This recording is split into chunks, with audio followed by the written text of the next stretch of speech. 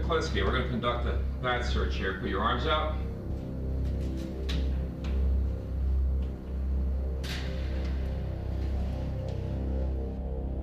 On May 25, 1988, Richard Kuklinski was convicted of multiple murder and sentenced to life imprisonment. This ended 30 years of cold-blooded killing by a master criminal police called the Iceman. Richard Kuklinski is one of the most dangerous criminals we have ever come across in this state. He murdered by guns, he murdered by strangulation, he murdered by putting poison on victims' food. He did all of this at the same time while exhibiting a normal, placid family existence. His wife, his children were uninvolved in his criminal activities. Yet, we are faced with evidence, convicting evidence of numerous grisly murders.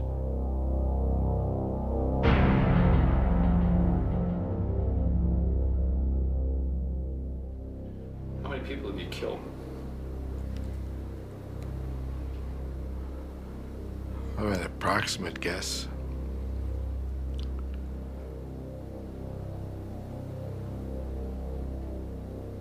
Approximate, we'll go with more than 100.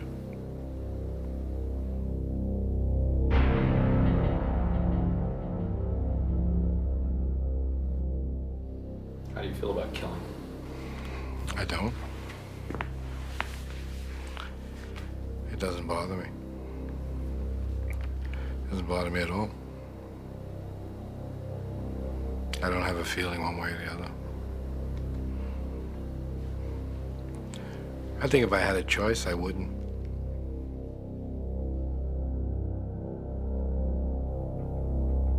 The following program is based on 17 hours of an interview conducted under maximum security at Trenton State Prison. Law enforcement officials allowed our cameras unprecedented access in an attempt to uncover details of various unsolved crimes. It was also hoped that the interview would help to penetrate the mind of Richard Kuklinski, a mind made for murder. Richard, when you were on the streets, what kind of weapons did you use? When I was out on the street to do something, I carried 3 guns and a knife. I had a Derringer in each pocket.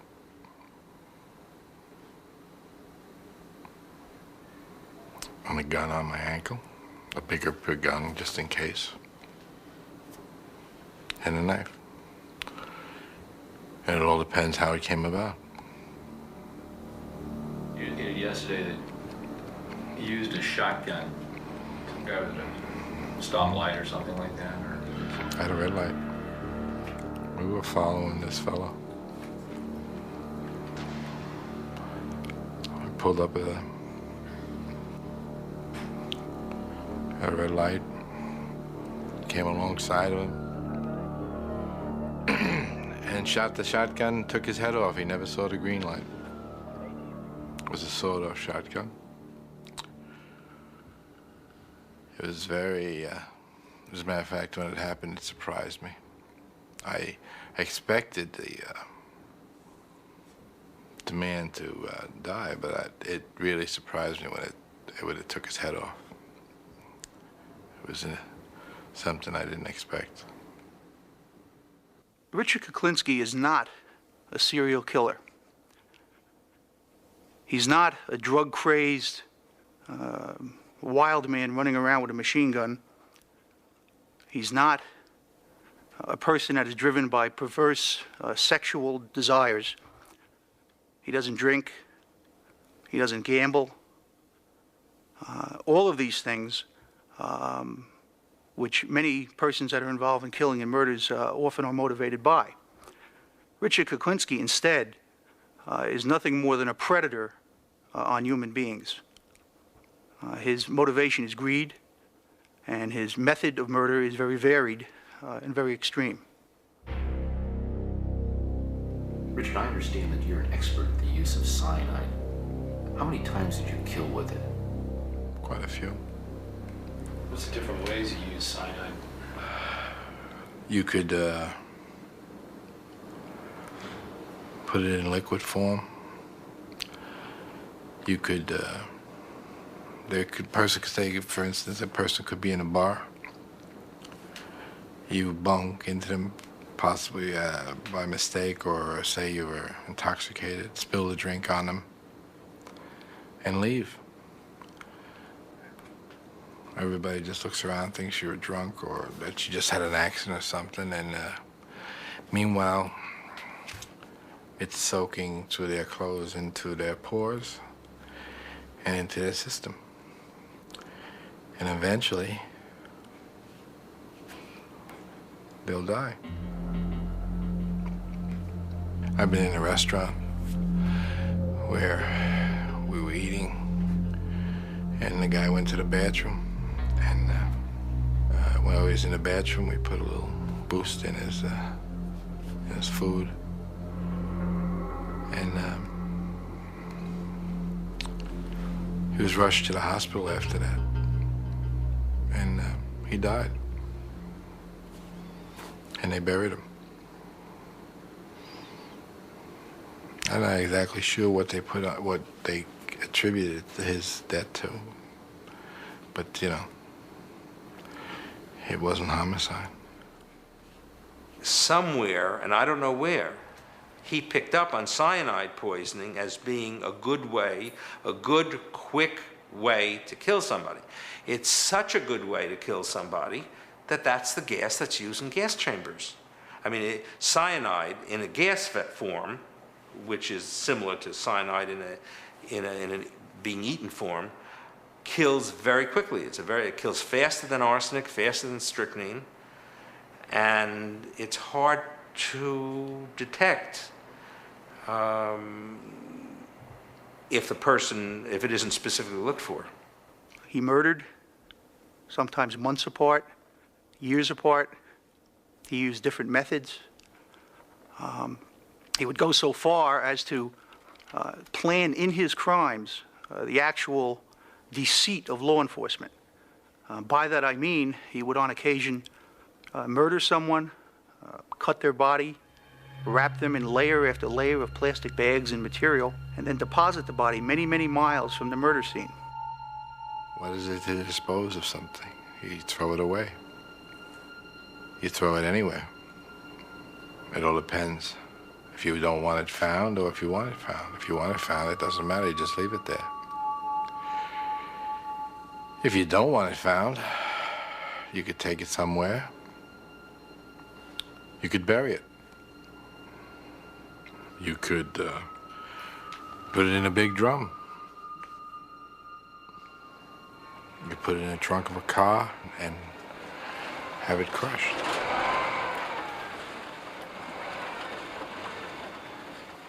You leave it in town, you can put it on a park bench. I mean, you know, you can put it anywhere you want. They found a few people sitting on park benches, I'm sure. As a matter of fact, I know they have. Are there any murders that you committed that haunt you, that you just sort of, you feel and you Nothing haunts me. No murders haunt me. Nothing.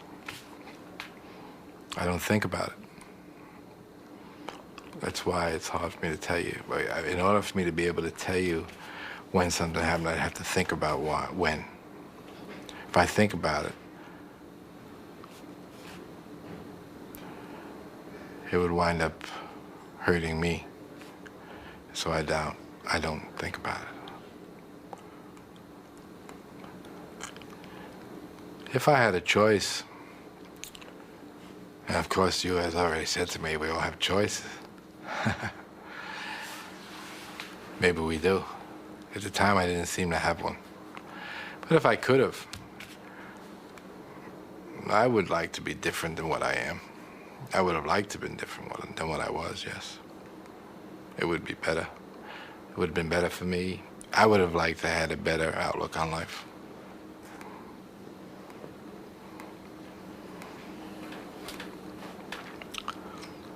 But I can't change yesterday. Richard Kuklinski was born April 11, 1935, in a low-income public housing project in Jersey City. His father was a brakeman for the railroad, and his mother worked in a meatpacking plant. I didn't like my father, as he would beat me just because he felt like it, to get my attention, I guess. He would think nothing of coming in and smacking you, basically. He'd just come in and give you a whipping for no reason whatsoever. And my mother was cancer. She would destroy everybody. She thought I took too long to do something. She didn't hesitate to give me a swat here and there. And she didn't just use her hand. She would hit me with a broomstick or something like that. It hurt. As a matter of fact, she broke the broom on me more than once. Richard's mother believed that harsh discipline at home should go hand in hand with a rigid religious education. I was raised Catholic.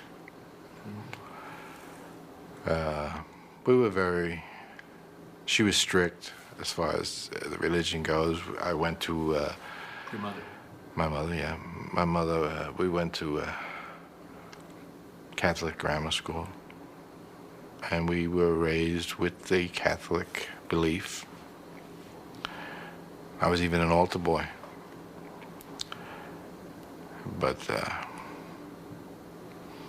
during the course of my life, I don't really believe it. It's just the way it happened. Didn't mean it to happen that way, but it just happened that way.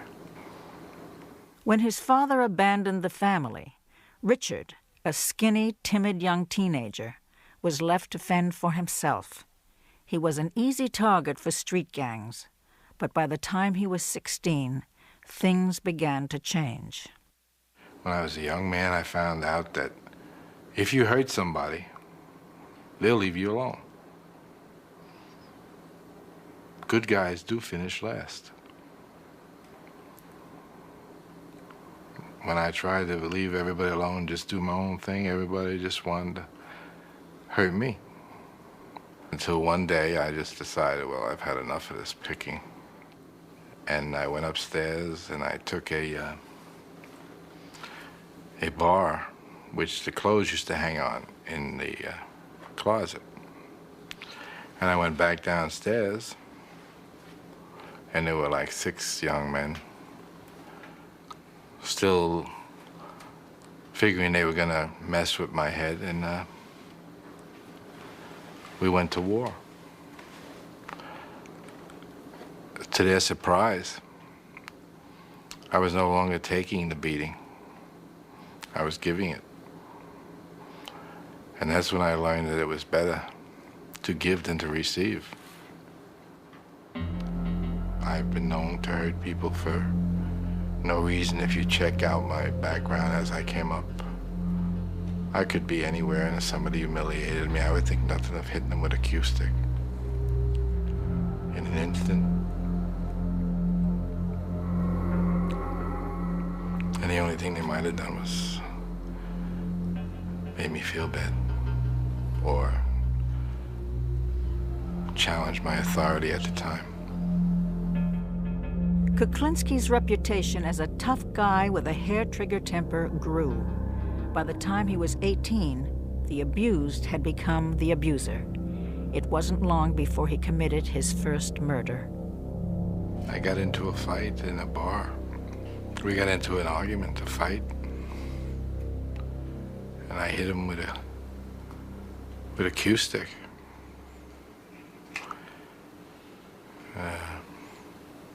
A few too many times. And he died. How'd you feel after, when you found out he had died? I had felt very bad. Very, very bad. I was upset. I didn't mean to do it, actually. But surprisingly, I felt sadness, and after a while, I felt something else. I didn't feel sad. It was sad along with some sort of a rush that I had control. And if you mess with me, I guess it's, if you mess with me, I'll hurt you. By the time he'd reached his 20s, Kuklinski had become a petty crook and pool hustler. Then his life changed. In 1960, he met a pretty 19-year-old girl named Barbara Pedrin. He was absolutely flowers at the door every day and considerate and romantic and all of the things that anybody could hope for, dream for. He bought me beautiful things. We went fun places. He was happiest when we were together. He was happiest when just he and I were together. He and Barbara had 3 children. But with just an 8th grade education, he could only get low-paying jobs that didn't pay enough to support his growing family. I didn't have the capability of getting a better paying job. Was I going to push a yarn truck the rest of my life? Make a menial amount of money? I couldn't have afforded 1 child, let alone 3. He went to work at a film lab, where he began to pirate pornographic films and sell them to outside sources connected to the Gambino crime family. This connection led to other criminal activities, and it wasn't long before he went from being a small-time hood to a big-time killer.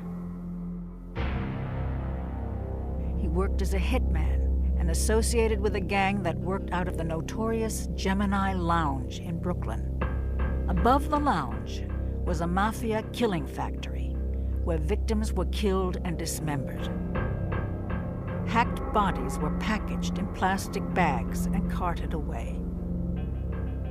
Kuklinski was the perfect enforcer. He was brutal, and he knew how to intimidate. If people owed money, they either paid up or paid with their lives. Most people paid their bills. Some didn't. I remember one guy, he was owed a lot of money. Well, I guess a considerable amount of money.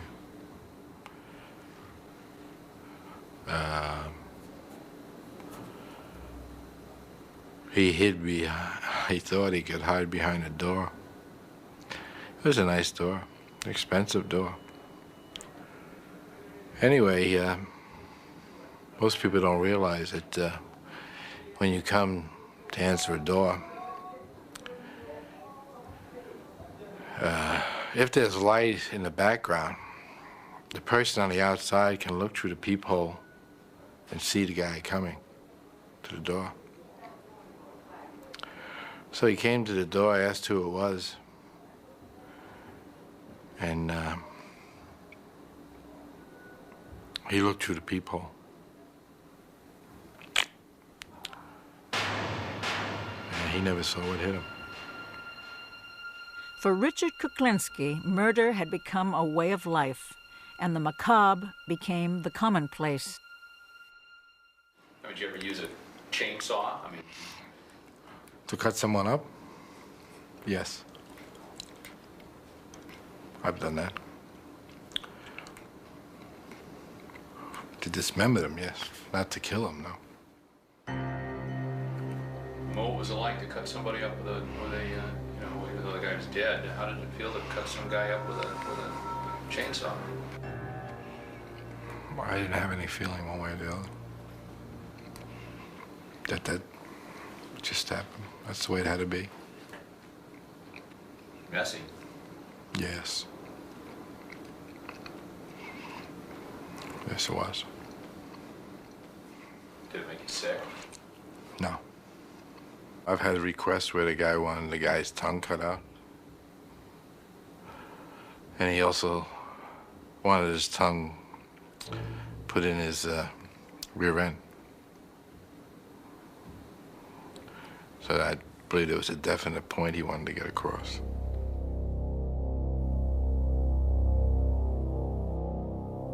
I have an experience that I don't know if I should tell you.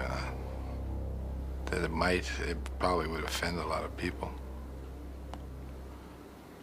I don't know. I don't think I'll go into that. Go ahead. Yeah, it's not a good one. No, go ahead, tell him.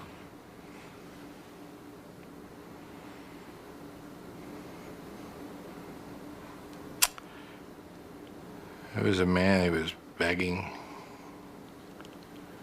and pleading and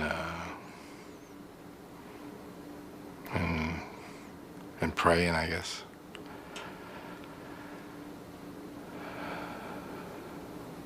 And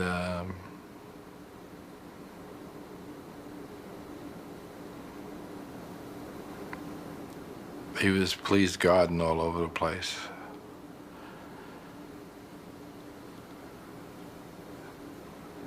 So I told him he could have a half hour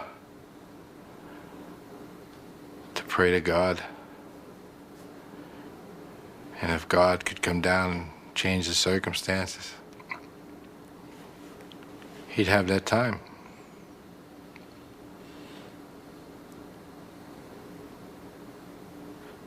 But God never showed up. And he never changed the circumstances. And that was that.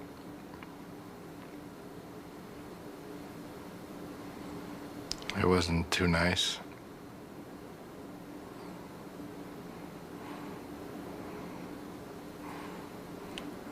That's one thing I shouldn't have done, that one. I shouldn't have done it that way.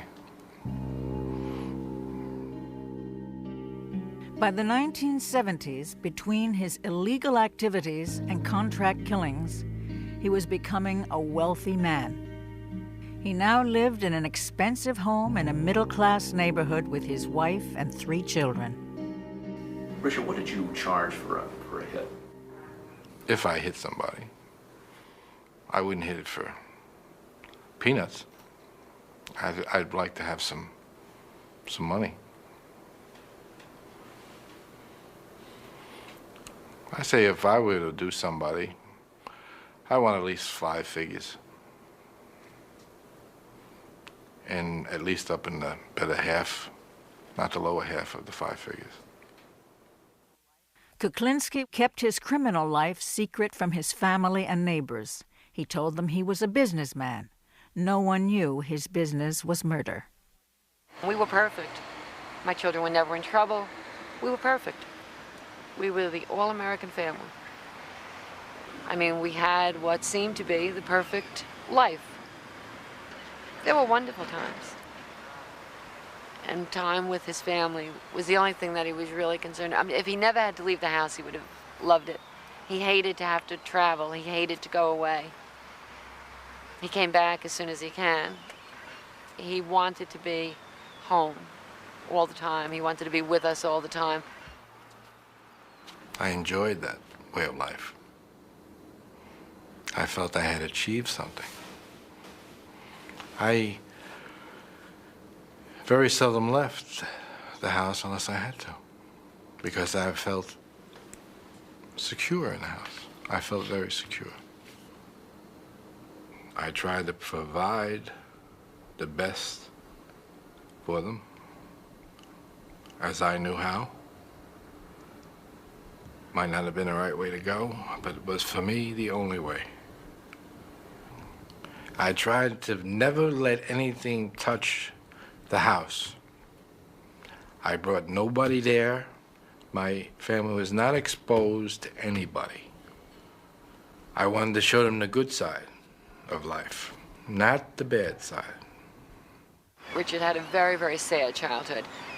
You got the impression, or I knew because he would like say something and then drop it and change the subject, that he was abused and that there was no love. He grew up absolutely without any love, without a doubt. I mean, the first Christmas with my family, he was in awe. He couldn't believe it. There was a tree and everyone was cooking special things and there was lots of, we were laughing and it was fun, and he kept saying, I can't believe that this is what happens. It was a Jekyll and Hyde existence. the way it was, the way I wanted it to be, with absolutely two different lives. I wanted one life. I had to have another life. This other life would interrupt one Christmas Eve. While his family was celebrating the holidays, Kuklinski left his home to collect on a bad debt. Business was business, even on Christmas Eve. The man owed me money. He was giving me a runaround. I told him I wasn't happy that he wasn't going to pay me. He had the attitude that nobody could hurt him. I think he was wrong. Anyway, he never saw Christmas. What did you use? A gun. Extremely loud inside of a car. Matter of fact, my ears were ringing for a long time. What'd you do afterwards? I walked away, got in my car, and went home. What'd you do when you got home? I put toys together for the kids for Christmas.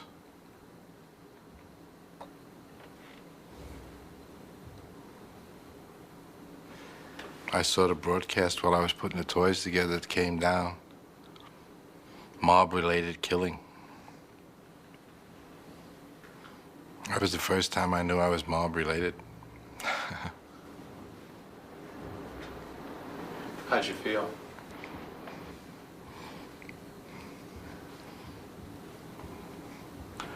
I was annoyed I couldn't get the damn wagon together. I never questioned him, and you just knew, don't do it, don't ask. If he got up at 2 o'clock in the morning or during dinner and put on his shoes and walked out the door, you said bye. You didn't say, where are you going or why are you going? And it was just understood that that's the way it was.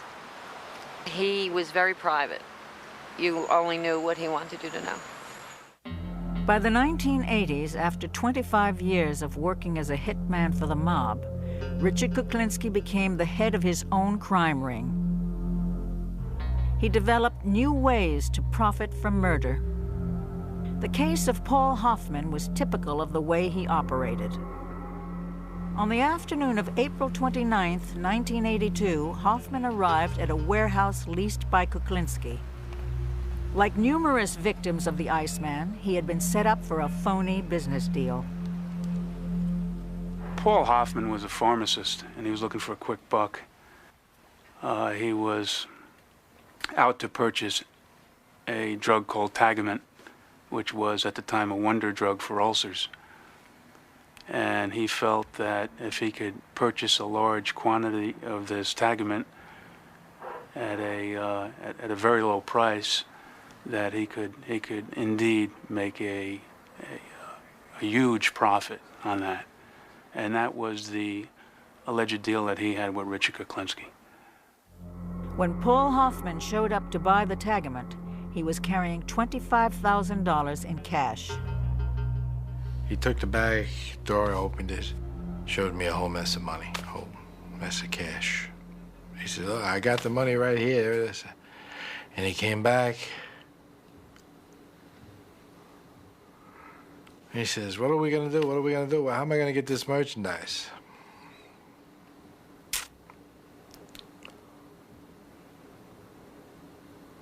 I put the gun under his chin, and I said, there is no merchandise. And I shot him.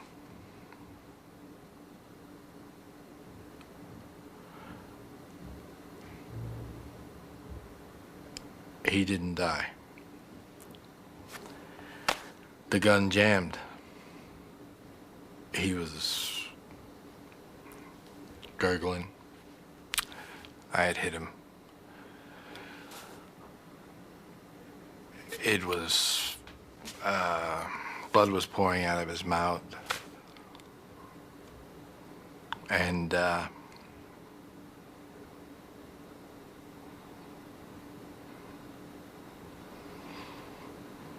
He was in I would imagine it looked like he was in a lot of pain. So there was a tire iron there. I took the tire iron and hit him with it, which knocked him out. And he died. I then took him and put him in a 50-gallon drum, put it on the side of a motel. It was behind Harry's corner. I listened to the people. I went in Harry's every morning. The thing was there for a long time. I looked at it every day. It was there. I went in Harry's every day. One day it was just missing. Continued to go in Harry's to see if anything was said about it. Nothing was said. I don't know what happened to the drum. By the 1980s, Kuklinski was involved in narcotics, pornography, arms dealing, money laundering, hijacking, and contract killing on a worldwide basis. He was also pressing 50 and getting tired. He started to make mistakes. He began to leave traces, and law enforcement officers who had suspected him over the years began gathering evidence. Kuklinski would protect himself by killing anyone who could testify against him. On December 27, 1982, a body was discovered at the York Motel in New Jersey. The body was identified as Gary Smith, 37. Smith had been given cyanide and then strangled to death. This was the first of many mistakes Kuklinski was to commit. Gary Smith was found under a motel bed in New Jersey, as I recall, where some 20 people had used the room in 5 days and nobody had realized there was a rotting body underneath it. The body was found in a decomposed state. It was very hot weather. Smith would have not been identified as a murder victim if he had died only of the cyanide. If the cyanide had worked and he had died, and he didn't need to be strangled, that ligature mark around the neck wouldn't have been seen, and he would have been possibly a drug addict overdose, or lots of other things of a non-homicidal nature would have to be considered. On September 25, 1983, the body of Louis Masgay was found. As he had done many times before to confuse the time of death, Kuklinski had frozen the body in an industrial freezer. This was the murder that earned him the name of Iceman. This murder was also his second deadly mistake. He did too good a job on that body because he left that body in the freezer for 2 years, then took the body out and dumped it in Rockland County, and the body was found before it had fully thawed out. So the doctor doing the autopsy, the medical examiner in Rockland County, when he opened the body up, saw ice inside the body in the summer's day and said, there's something wrong here. This guy could not have died 2 days ago the way he looks like from the outside. On May 14, 1983, a bicyclist was riding down a lonely road in a wooded area and saw a buzzard feeding on a body. It was Daniel Deppner, 44, the third business associate of Richard Kuklinski, to be found dead. The body count grew. There would soon be 5 unsolved murders with one thing in common. The last person to see the victims alive had been Richard Kuklinski. After 30 years of getting away with murder, Richard Kuklinski's time was running out. He had been under investigation for 3 years, and the police were beginning to put the pieces together. What I told my superiors in Trenton was that, hey, look, you know, we can check with the FBI and we can see that there's a certain number of given serial killers roaming around this country of ours. But take a good hard look at what we got here. We got Richie Kuklinski, and there's only one of him. In 1986, a division of the New Jersey Criminal Justice Department set up a task force made up of federal, state, and local law enforcement agencies. The task force analyzed existing investigative material and gathered new information. They had one mission: to arrest and convict Richard Kuklinski. When I first read the file, which at the time was nothing more than a compilation of several different unsolved homicides, the more you looked for connections, the less you found in this particular case, because there was different types of murders, different devices used. The final method that was used was, in fact, the introduction of a undercover federal agent, Dominic Polifrone, who was able to win Mr. Kuklinski's confidence and was able to record conversations where he detailed his participation in these murders. I portrayed myself as a hitman. Told him I worked for the wise guys downtown New York, and my brother was a good fella downtown, and I went by the name of Dominic Michael Provenzano. You willing to go out on a contract? If the price is right, I'll talk to anybody. Yeah? Sure. And you mean to tell me your way is nice and clean and nothing fucking shows up? Well, it may show, my friend, but it's quiet. It's not messy. It's not noisy. It's not, you know. Yeah, but how the fuck do you put it together, like, you know what I'm saying? Oh, there's always a way. There's a will, there's a way, my friend. We used to sit down, we'd talk. Either we'd go to those tables over there and get away from people, and we discuss how to murder people. You know, I just have a few problems I want to dispose of. I have some rats I want to get rid of. Yeah. The only fucking thing I don't understand, don't you use a fucking piece of iron to get rid of these fucking people? Use this fucking cyanide? Why be messy? You can do it nice and calm. It became apparent at later points in the investigation that Mr. Kuklinski fully intended on murdering Dominic Polifrone, in addition to the victims that were being discussed at the time they were having these tape-recorded conversations. So he could pretty much tell Dominic Polifrone anything, because he knew shortly that he had plans for Mr. Polifrone too. You put that stuff in a mist, you spray it in somebody's face, and they go to sleep. No shit. As long as he's dead, that's the bottom line. Well, that's the thing, isn't it? No matter how it was done, I mean, I know guys that went to sleep and never woke up again. I mean, you know. He says he had one guy, he went and get a hamburger, they come back and he put the cyanide on his hamburger. And we're sitting down and he's telling me, he says, you wouldn't believe it. He says, I'm waiting for this guy to keel over. He says, because once you eat cyanide, usually you'd roll over and that's it. He says, this guy had the constitution of a fucking bull. He says, you wouldn't believe it. He says he wouldn't die, and we're both laughing about this. And I'm saying in the back of my mind, I said, holy God. I said, look at this. I said, what kind of person is this? I said to myself right there, I said, you better cover your butt. I said, because you just don't know with this guy. And he'd be kidding about it, and I'd be laughing. In the back of my mind, I'm saying, this is the devil. No question about it, this is the devil.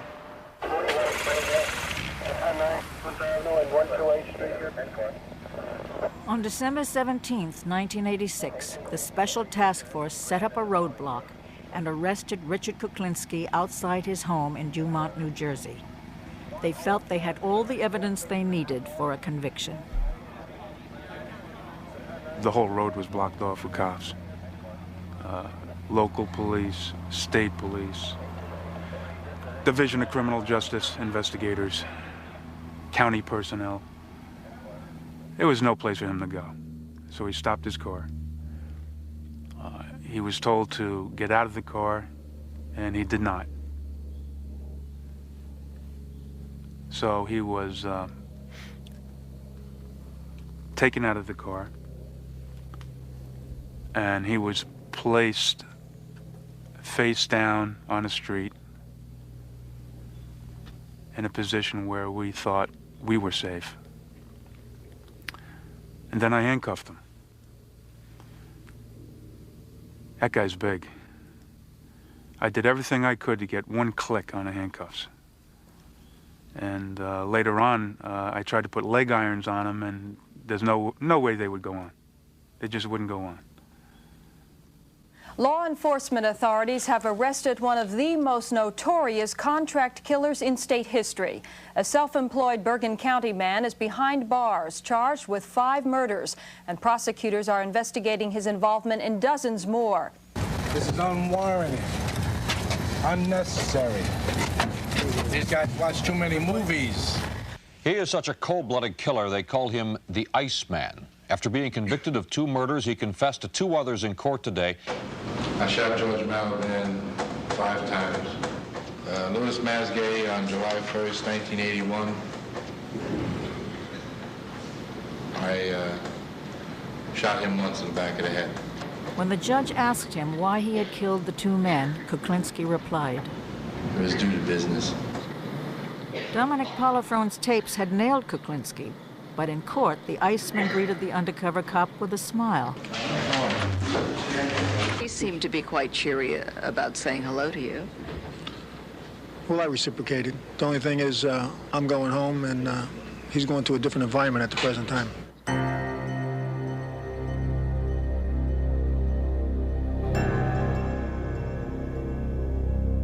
It wasn't real to us. We just had a hard time dealing with what was in the press.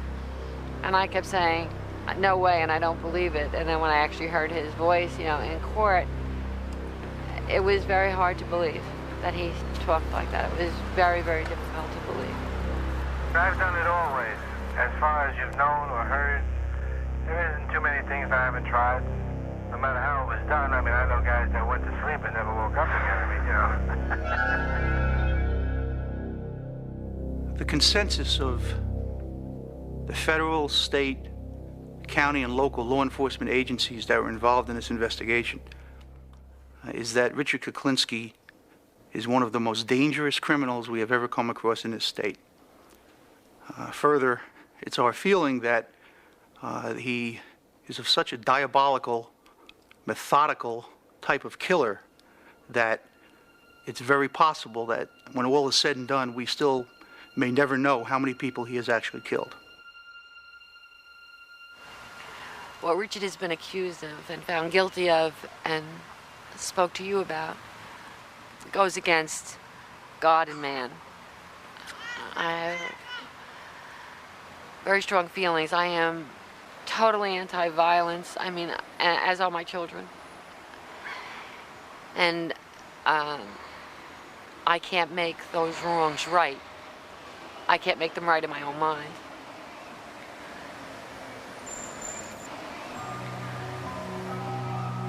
We are Richard Kuklinski's family, and we aren't ourselves anymore.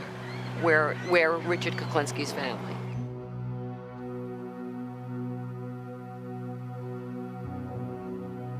I've never felt sorry for anything I've done other than hurting my family. The only thing I feel sorry for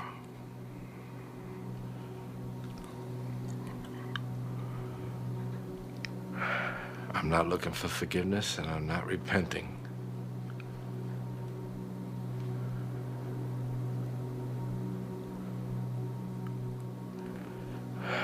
No, I'm wrong.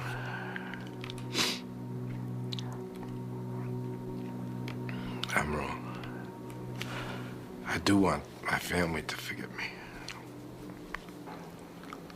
Oh, boy. I can make this one. Oh, shit. This would never be me. This would not be me.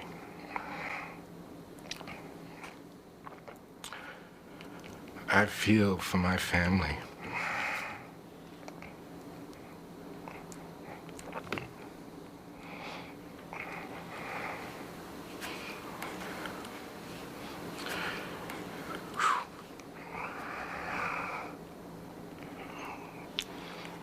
You see the Iceman cry. Not very macho.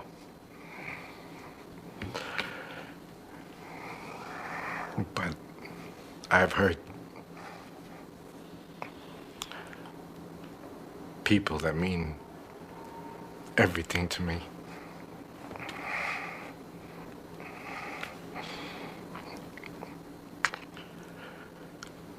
But the only people that mean anything to me.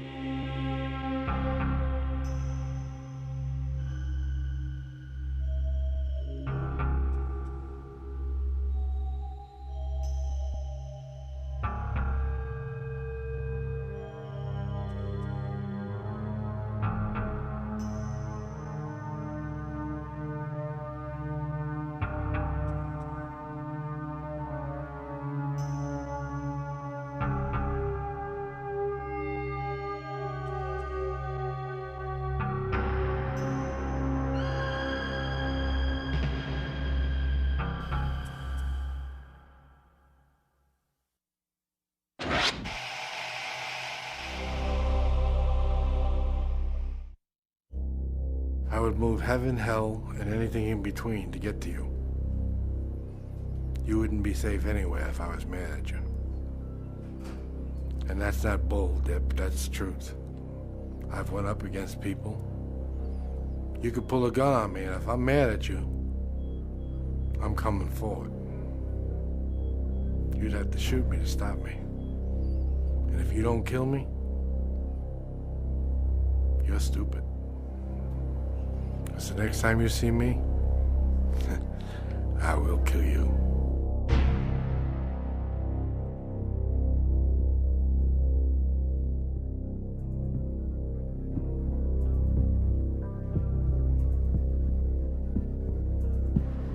Mr. Kuklinski, we're going to conduct a flat search here. Put your arms out. In 1991, Richard Kuklinski, a contract killer known as the Iceman, was interviewed by HBO for an America Undercover special. How many people have you killed? Oh, an approximate guess.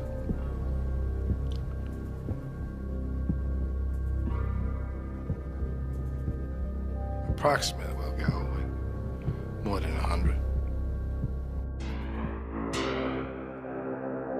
After a lifetime of killing for hire, Kuklinski was finally caught by an undercover ATF agent wearing a hidden wire. You willing to go out on a contract? If the price is right, I'll talk to anybody. Yeah, but how the fuck do you put it together, like, you know what I'm saying? Oh, there's always a way, there's a will, there's a way, my friend. Richard Kuklinski is one of the most dangerous criminals we have ever come across in this state. He murdered by guns, he murdered by strangulation, he murdered by putting poison on victims' food. He did all of this at the same time while exhibiting a normal, placid family existence.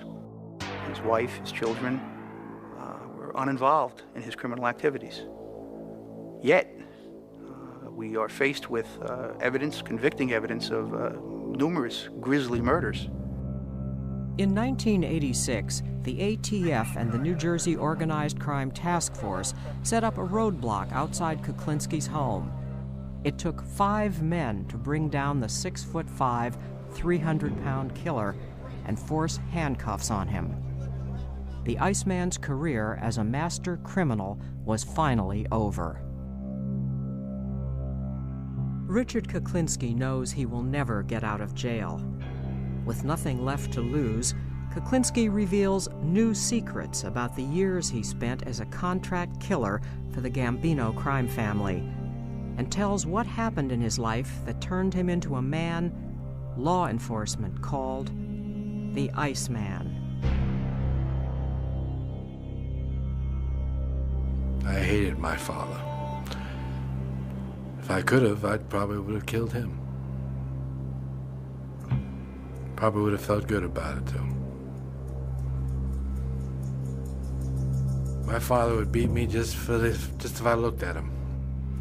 He gave me this impersonal feeling I have to when people die in front of me, especially loudmouth people.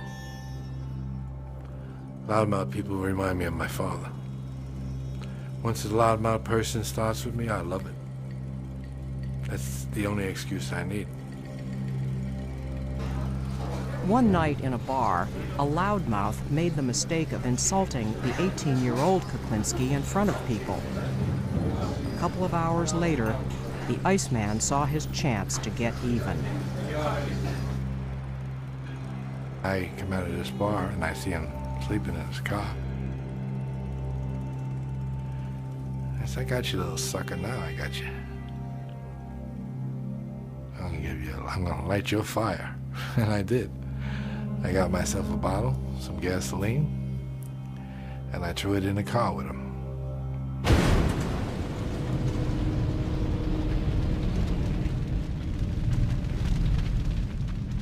And he was screaming and yelling and burning, and the car burned.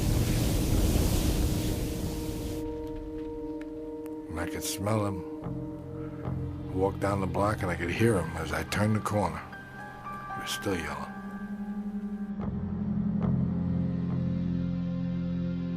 This was a personal thing, yes. See, this was a guy I disliked. What did he do to you? He made me mad.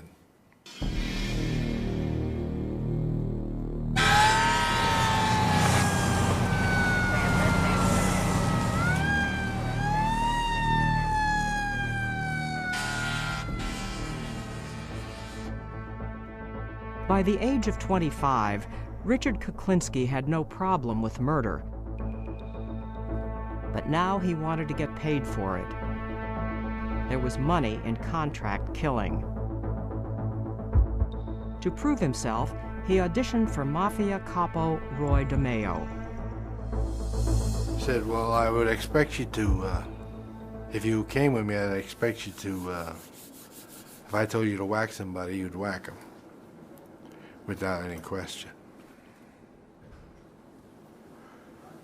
So I said, well, I could probably do that. He says, you probably could do it, or could you do it? Do you think you could do it? And I said, yeah, I think I could do it. So he told Freddie to get the car, got the car, he and I got in the back seat, Freddie was driving. We drove someplace, I don't know where it was someplace in New York. And we were sitting there for a while. We got to wherever we were going. We were sitting there for a while, and a man came in the distance. He was walking his dog, it looked like. So he said, all right, take this guy down. I said, which guy are we talking about here? So he says, the man walking the dog. So I got out of the car and I started walking towards the man. And the man was walking his dog just like a regular guy. As he passed me, I turned around and shot him.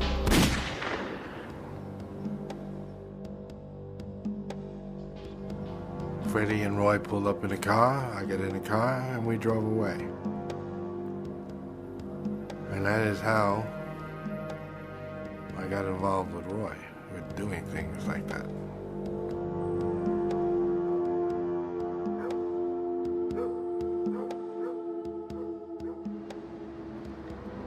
Roy DeMeo's hangout was the Gemini Lounge in Brooklyn, New York. It was a house of horrors where over 100 people were murdered, chopped up, and disposed of by DeMeo and his gang of lethal contract killers. After proving himself, Kuklinski quickly became one of DeMeo's favorite enforcers. DeMeo ordered the hits, and Kuklinski executed them without question. He wanted this guy taken care of. but he wanted to talk to him first. So when I got to the place, I asked the man for the money, so the guy says he didn't have it and Roy would just have to wait until he got the money to pay him. And that was that. He'd have to wait. So I said to the man, I said, well, you have to then talk to him. He wants to talk to you. So I dialed the phone number, and he got on the phone, and I said, he wants to talk to you. So he was talking to him, and I guess they were acting like everything was all right, because he got off the phone, he handed me the phone back. He says, hey, I told you he'd wait. He's in the better frame of mind. Don't worry about it. He wants to talk to you now. So I picked up the phone, and he said, kill him.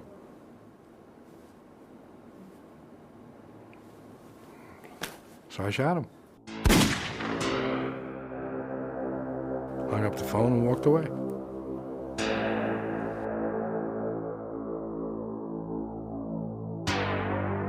I'm just a hard-working expediter of sorts. I looked at myself as a person who did something that somebody wanted done, and they paid me a good price.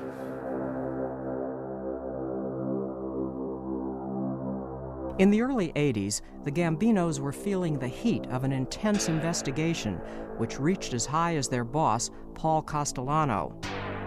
As the pressure from law enforcement grew, the family began to worry about potential witnesses. One in particular presented a major problem. His name was Peter Calabro. The family ordered a hit, and Kuklinski was given the contract. On March 14, 1980, Kuklinski drove for hours on a snow-covered road in Saddle River, New Jersey, waiting for a call to come through on his walkie-talkie.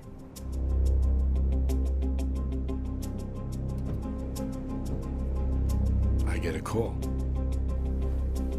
that they're on their way. So now they're coming. And it's snowing. The roads are very bad. A lot of snow, slipping and sliding. And I was in a van. So what I figured is, at the last moment I had a different plan, but at the last moment I decided, well, I'm gonna double park this thing. This will give me the edge, because this will make him have only one way to come by, and that's he has to come right by this van. And I go to the back of the van, and I go out the back door. I take the shotgun with me, of course.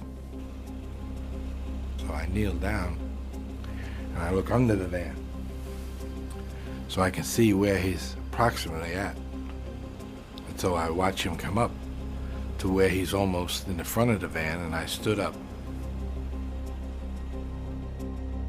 And as he's going by the van, I fired.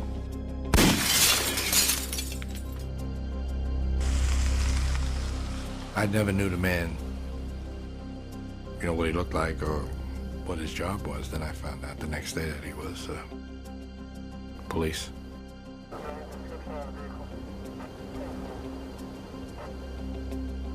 But had I been told to do him anyway, and I knew he was the police, I most likely would have done it anyway. I don't think I would have said no. Kuklinski had killed a cop who had gone bad, selling information to the Gambinos. A cop who was eliminated before he could turn state's witness. For Kuklinski, contracts like the Calabro murder were strictly business. They gave him the money he needed for his family. The Iceman was leading a double life. He lived on a quiet street in Bergen County, New Jersey, surrounded by neighbors who had no idea they were living next door to a Mafia hitman. He was determined that no one, not even his own family, would ever find out who he really was. I never questioned him, and you just knew, don't do it, don't ask. If he got up at 2 o'clock in the morning or during dinner and put on his shoes and walked out the door, you said bye. You didn't say, where are you going or why are you going? And it was just understood that that's the way it was. I was the happiest when I was with Barbara. Never involved her in anything I ever did. Never told her anything I did. If I did, I probably would have shocked the pants off her. She knew I had a violent temper, and I did have a violent temper. But I don't think she thought I would go as far as I did go.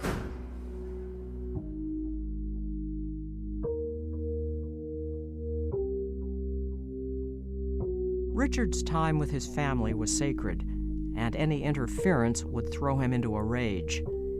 It made him even more angry if it happened during the holidays. This fella, he owed me about $1,600. So here we come Christmas Eve. And I go there and he says, nah, come with me, we'll go out, we'll have a good time, we'll party, we'll meet some broads with this, that, and the other thing. I said, no, I would really like the money.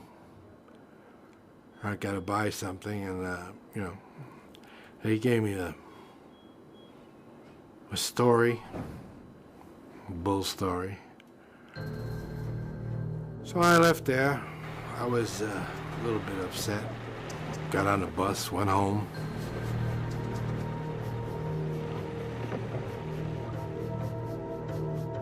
I was putting the toys together for the kids, and this thing was really bugging me. It was annoying me. It was just making my whole disposition bad. Thought just occurred to me, this is bullshit. It was Christmas Eve, after midnight. His family was sleeping.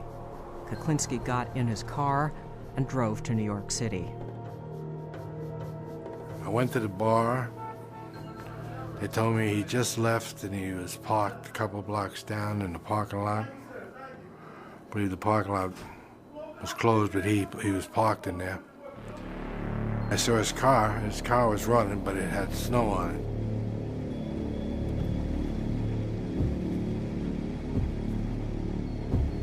So I knocked on the door, and he said, hey, how are you? Glad to see you. Come on, sit down. So I go walk around the passenger side, sit down, I'm talking to him.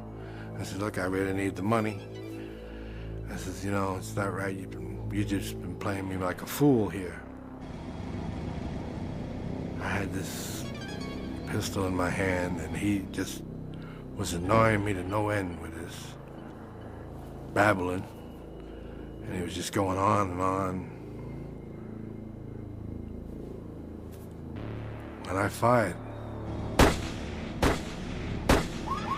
And I couldn't see a damn thing because there was snow on the windows. And when that flash went off, I just had spots before my eyes. My ears were ringing because the noise inside the car when the gun went off. I couldn't hear, couldn't see. Then I panicked, because now I don't know what's going on. Anyway, I had caught the guy in the temple, and as he moved back, the second shot caught him in under the chin. Only about the time I could see, I reached in the man's pocket, and he had a roll of money. I took my $1,600 off him, put the rest of the money of it, that was his, in his pocket, got out of the car, and walked away. And that's what had happened one Christmas Eve in New York City.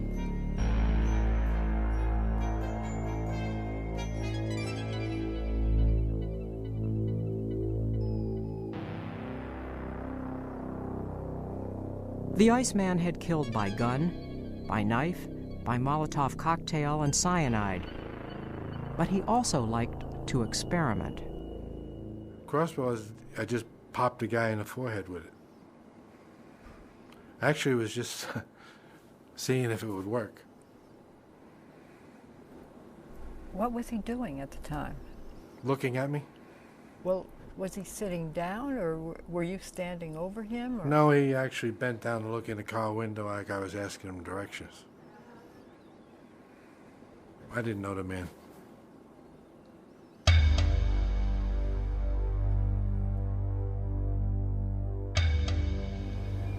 Was this a contract murder, or was it something out of anger, or was it a personal thing?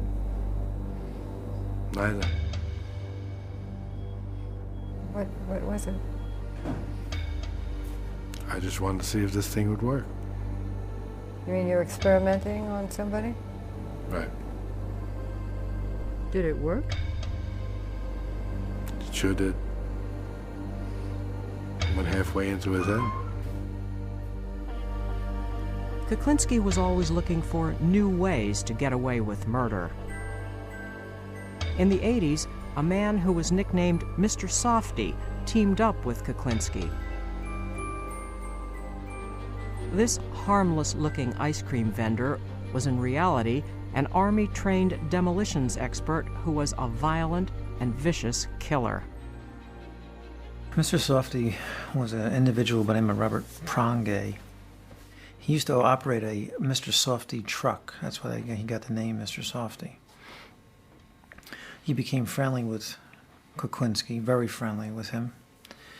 And it is our opinion that that friendship led to Richard Kuklinski learning a lot about killing with different types of chemicals, including cyanide.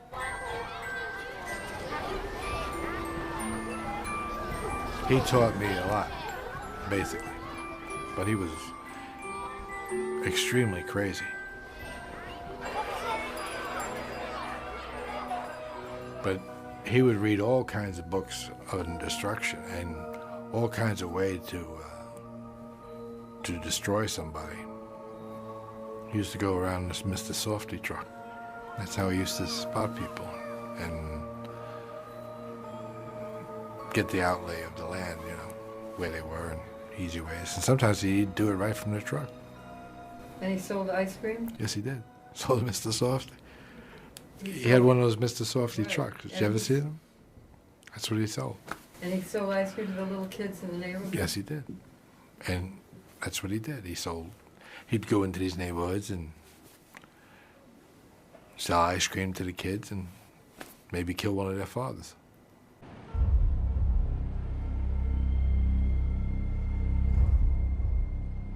On August 9, 1984, Mr. Softy was found dead, hanging out of the driver's side seat in his Mr. Softy ice cream truck. He had been killed by multiple gunshot wounds to the head.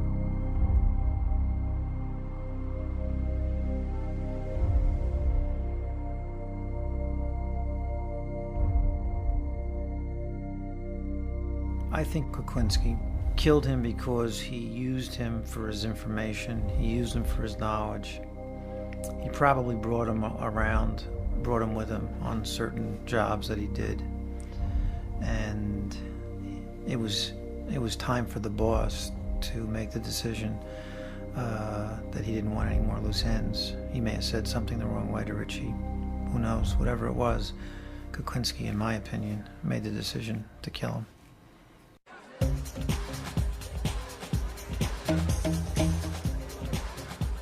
After Prongay's murder, Kuklinski was hired for a dangerous contract no one else would touch. It was here in a crowded discotheque that the cyanide killing techniques learned from Mr. Softy paid off. Couldn't get to this person. He was in a disco. So I was really in a bad way because there was a time schedule involved. And I happened to be watching these people, and there was a couple of gay people dancing and whatever, and nobody was paying them no mind whatsoever. They were walking anywhere. going anywhere because people basically don't look at gay people. But the idea came to me, yeah, try to act gay, but how in the hell am I going to get by? A 300-pound gay man. I mean, you know, that's a little bit far-fetched. So I went to the extreme of far-fetched. I got this loudest costume you'd ever want to see on. I mean, I went full-blown gay person. Of course, maybe the other gay people are going to be pissed off at me, but I'm not saying anything bad about them. But I got this canary yellow sweater and these bright pants, and I got these elevated shoes, which I'm told to be good. Now I got these thing shoes on, and I acted like a full-blown gay person. I mean, and I got on this thing, and I'm doing this like dancing bit, and I get onto this thing, and they got these lights, and I hate those lights, by the way, those strobe lights. Man, I hate those lights. You can't see good with them lights, and it messes up my eyes. So anyway, I'm trying to get close to this guy. So I'm doing this crazy thing. I'm acting real swishy. I guess that's what you would call it. And I get up close to this guy, and I bump into him. But everybody's bumping into everybody.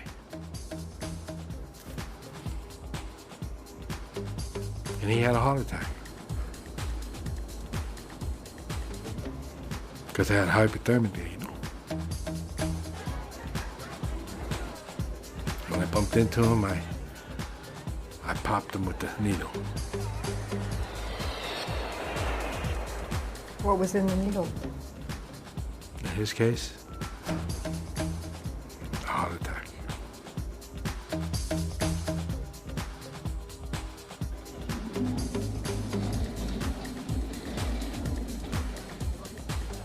There was no doubt that Richard Kuklinski was a stone-cold killer, and most people thought that's why he was called the Iceman.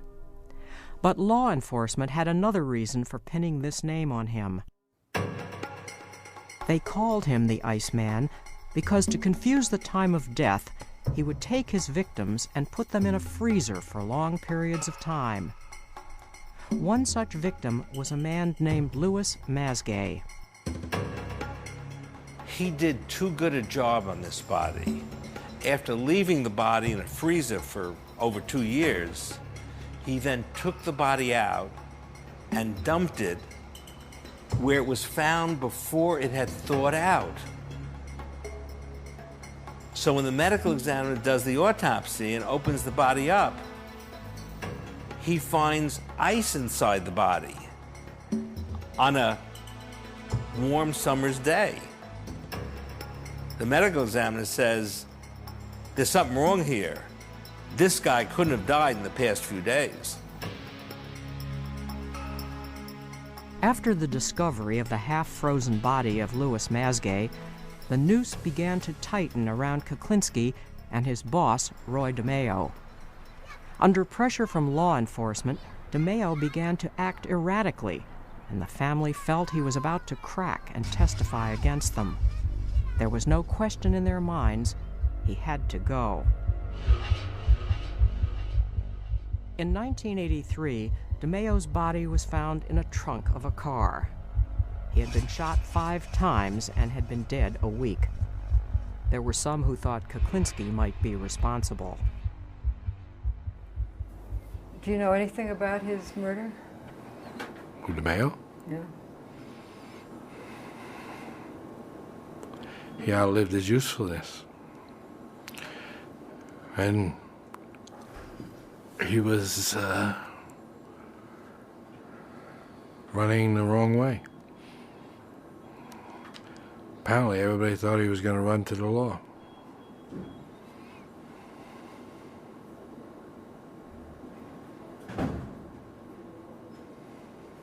What did you feel when he was killed? What did you feel about it? I was all broken up over it. I got a bridge for you, too, I want to sell you. What? I got a bridge for you, too. I want to sell you a bridge. I wasn't broken up over him. That was my attempt at levity. But I thought at the time we couldn't happen to a nicer person. If somebody had to die that day, it was a good day for him to die.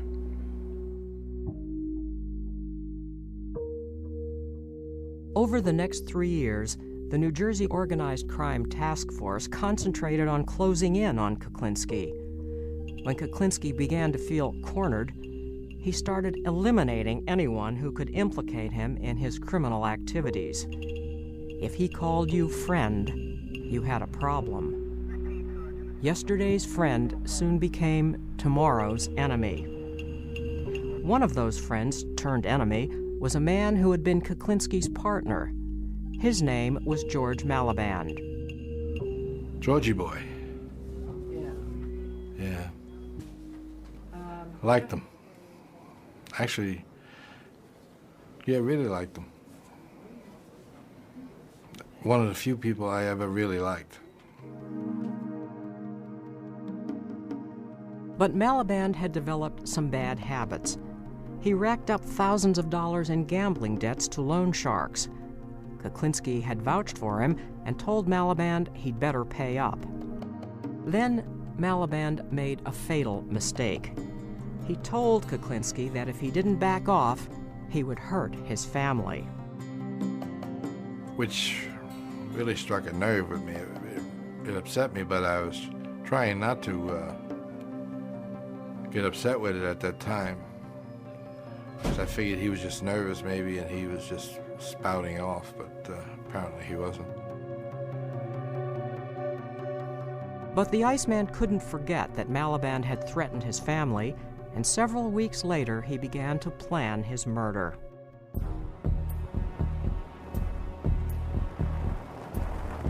We got in the van, and I said, George, you really sincere with the fact that you had hurt my family and to get back at me? And he said, that's the only way I could get you. I could get over on you, or get you to do what I wanted you to do, is to hurt your family. I said, but that's a stupid thing to say, George. I said, knowing how badly or how sincere I am about my family, I said, for you to say something like that, you must realize you're going to make me mad. He said, no, you won't be mad. He said, because you'd be afraid that something would happen to your family. I said, well, you're very wrong about that, George. I said, because I'm going to put a stop to that. As a matter of fact, I'm going to put a stop to that right now. And I shot him 5 times. I could see them entering, because he was right here. We're sitting in the van, I'm in the driver's seat, Georgie boy was over here. In the next seat, which was, you know, just like that. And I went pop, pop, pop. And then I went pop, pop. And I could see the material moving on his jacket as these things. Actually, they made little marks on it. On the jacket, I guess they were burn marks. So. Kuklinski's favorite way of disposing of bodies was putting them in barrels, but with a 6-foot, 300-pound George Malaband, it wasn't easy. So when I got him in, I had a problem with one leg. I had a hell of a problem with the leg, I'll tell you. No matter what I did, I couldn't get that leg in there. So I had to cut it. And put the top on. And I drove down to Jersey City, where I dumped him.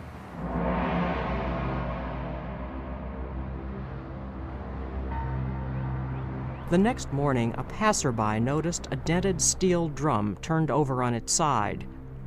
When he walked over to get a closer look, he saw a pair of legs, one of them bloody and hacked. The body was George Malaband. Police knew Kuklinski was the last person to see him alive. The New Jersey Organized Crime Task Force now had just one mission: to gather the evidence to arrest and convict Richard Kuklinski. The final method that was used was, in fact, the introduction of a undercover federal agent, Dominic Polifrone, who was able to win Mr. Kuklinski's confidence and was able to record conversations where he detailed his participation in these murders. I portrayed myself as a hitman.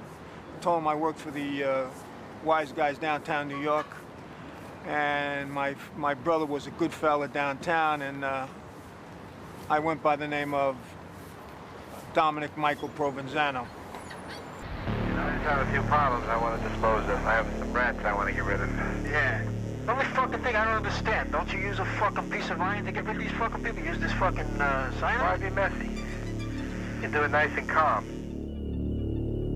The tapes made by the undercover agent had nailed Richard Kuklinski, and his career as a contract killer was finally over. At his trial, his family learned for the first time that they really didn't know the Richard Kuklinski who was also capable of being the deadly Iceman. Richard Kuklinski is now serving multiple life sentences in New Jersey State Maximum Security Prison. Ironically, his younger brother Joey is also serving a life sentence in the same prison. When Joey was 25, he was convicted of raping and murdering a 12-year-old girl. After he strangled the girl, he dragged her body over 2 adjoining rooftops and threw her and her pet dog to the street 40 feet below.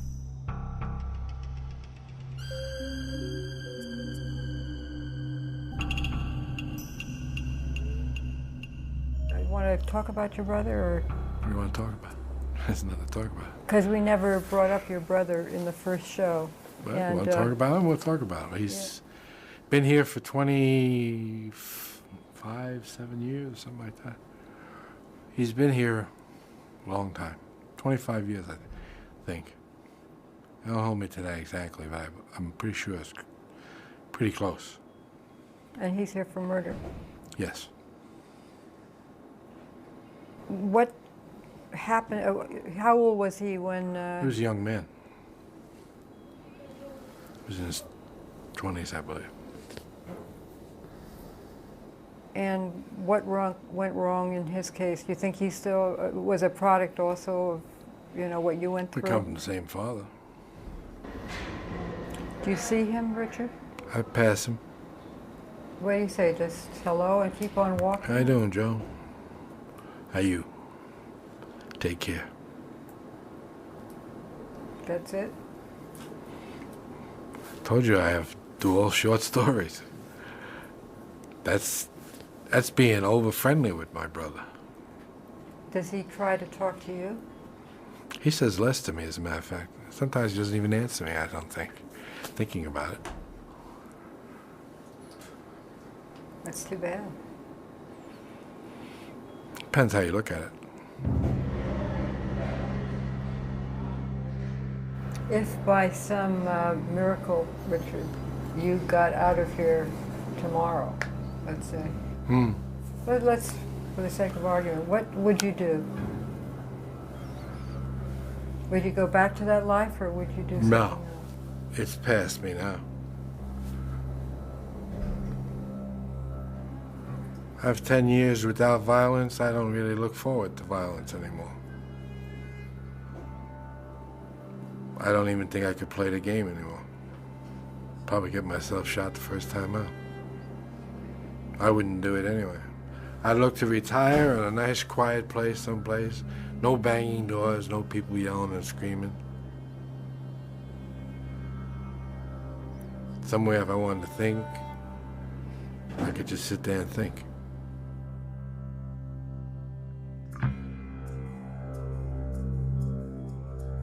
Is there anything you wouldn't do, Richard, for a contract murder?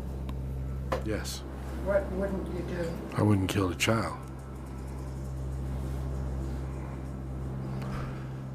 And most likely wouldn't kill a woman.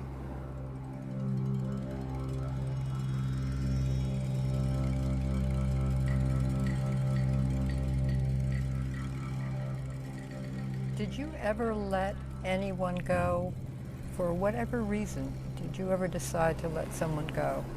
Yes.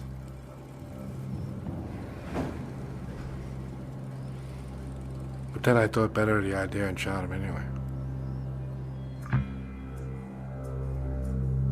Did you ever murder anyone you liked? All my friends did. At one point in time, I'm sure I liked them. But not at the moment of killing them. I might have even liked them then.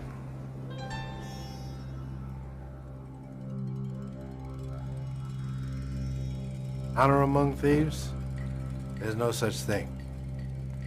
You see, because I was put in prison by a man I knew 30 years, and I liked him. Big mistake. I had one friend too many. I'm now serving multi-life sentences because of my one friend. And he's the only friend I didn't kill.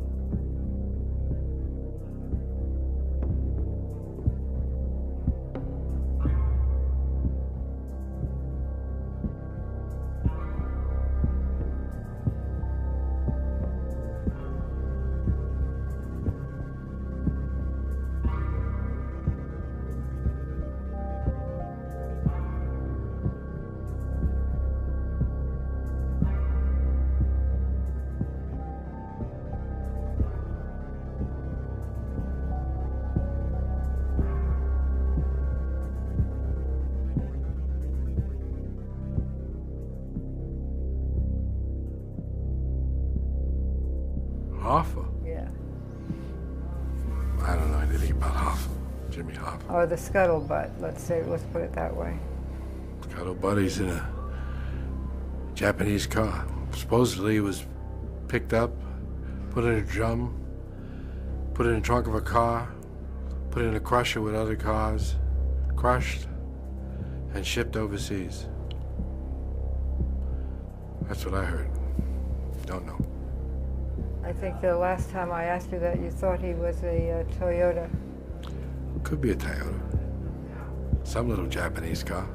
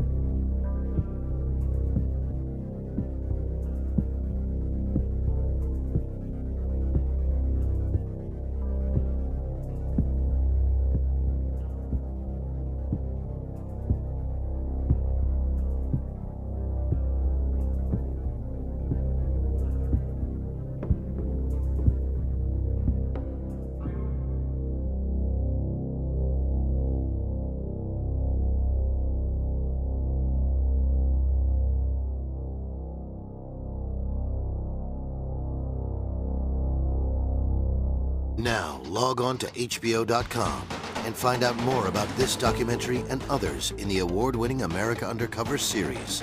Informative, interactive, intriguing. America Undercover at HBO.com.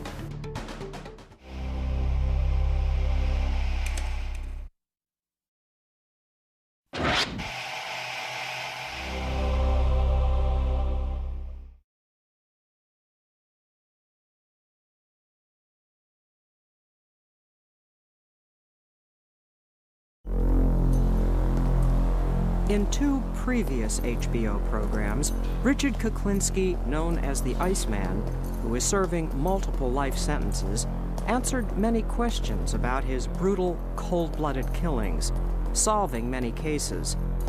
But the unanswered question remains, why? I was a person who was able to hurt somebody at any given time with no remorse.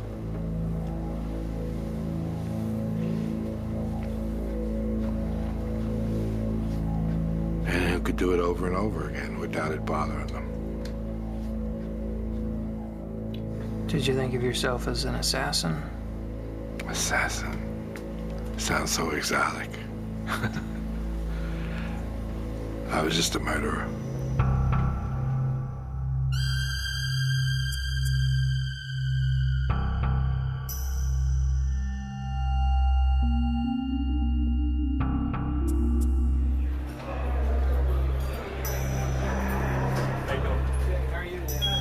In July of 2002, HBO invited Dr. Park Dietz, a world-renowned psychiatrist and consultant to the FBI, to search for an answer to the mystery of the twisted criminal mind of Richard Kuklinski.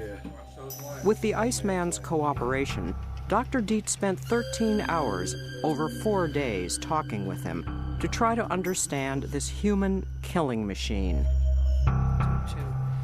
If I understand you correctly, you're positive you killed more than 50 people, and Definitely. you think you probably killed more than 100 people. Definitely. You're sure of that one, Definitely. but not sure it's more than 200. I wouldn't say definitely to that. Maybe yes, maybe no. I would say less than 200 people. Well, you tell me. It's not less than 200 people. You killed more than 200 people. Sure. Yep. I killed, basically, 100 people when I was a young man, before I even knew anybody. Too much. One part of my life, I killed people for nothing. Just for somebody to look at me wrong, I would kill them. Stab them, shoot them. You tended to shoot people up close and personal. Definitely. I wanted to tell them just before they left.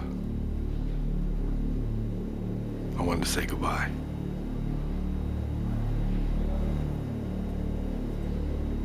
Did you like to look them in the eye? I wanted them looking straight at me.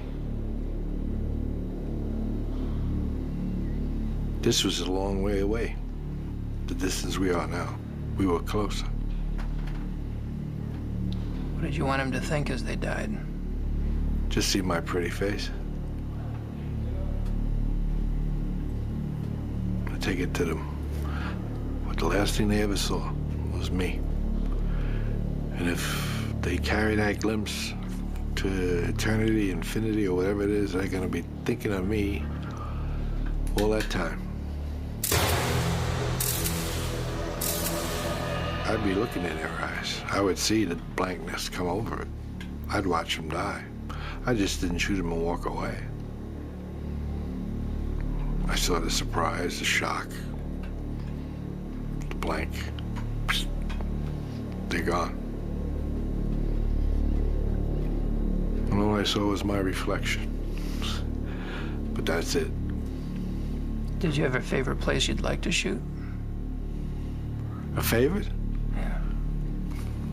Well, most of the time, if you're up close, you shoot them under the chin.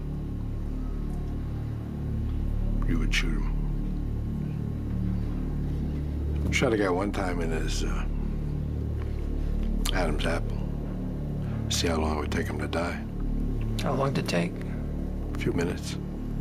He drowned, actually. He didn't. Drowned in his blood? Mm-hmm. I was with somebody else. We had a $50 bet. I lost. You thought he'd go faster, huh? Yes. Do you know what an adrenaline rush feels like? Oh, yeah. What will give you one? Sex. It's the only one. I don't really get anything from hitting anybody, hurting anybody, shooting anybody.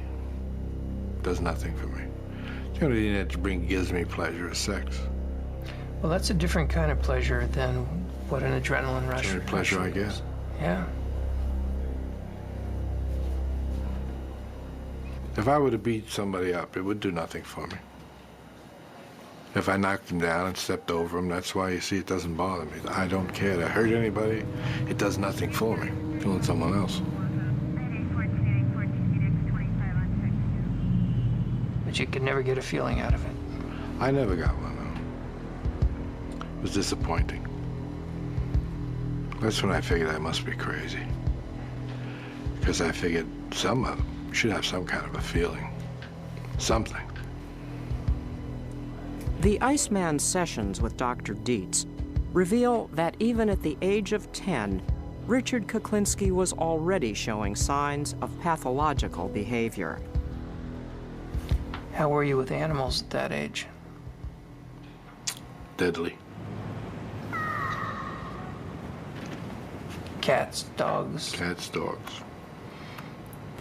I used to tie 2 cats' tails together. I throw them over a clothesline and watch them rip each other apart.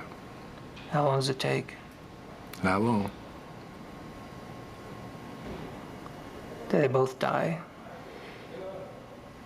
I don't know. I never stood around to see the final thing. I would say eventually they both died because they were both pretty well tore up. It's got to be noisy. It was quite noisy. What else would you do with cats? Well, we had the incinerator in the projects there. So I threw a cat in the incinerator. Then I threw a book of matches in there. And through the door, I watched the fire get bigger and bigger, and this cat was running around, trying to get away. Eventually, the fire got too big for him, and he didn't run anymore.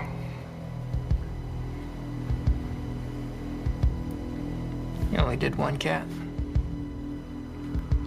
No. That was a pastime. Did they all behave the same way? Most, one almost got out the door. He almost jumped back up, came out the door, I threw him in. Because that's where I was looking, and he almost came back out. How about dogs? I've kicked them off the roof. Tied them to the back of a bus.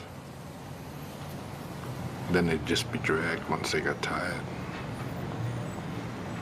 Never saw the end of those things, so just did it. Do you remember any feelings associated with it? I don't think so. Might get maybe a little excitement. Most of the time, though, after that, I felt disgust that I did it.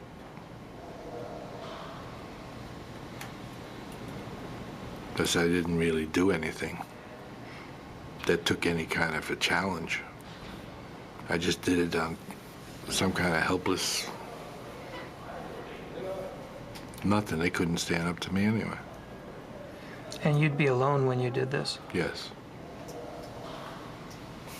Did you say you were bored? Mm-hmm. Is that mostly what it was about, fighting the boredom? Probably.